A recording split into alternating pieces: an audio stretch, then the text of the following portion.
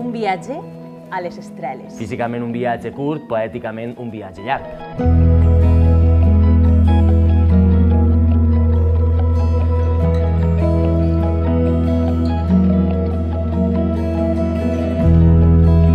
Un doble pèndol o tres Cossos astronòmics resulten molt difícils De predir en els seus moviments i les seues trajectòries. Aleshores comença a ser caòtic.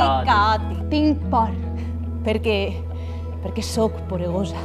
Estic embarassada. Madurar és perdre la gravetat. Si la vida te da limones, haz limonada. Vaig a la deriva, sense un rumb definit. Si la vida te da limones, haz limonada. I si el meu fill em cau malament? Si tot el que veiem ens arriba amb el que tarda la llum a portar-nos-ho, vol dir que vivim en el passat. La gent s'organitza, es planifica, té un projecte de vida més o menys clar.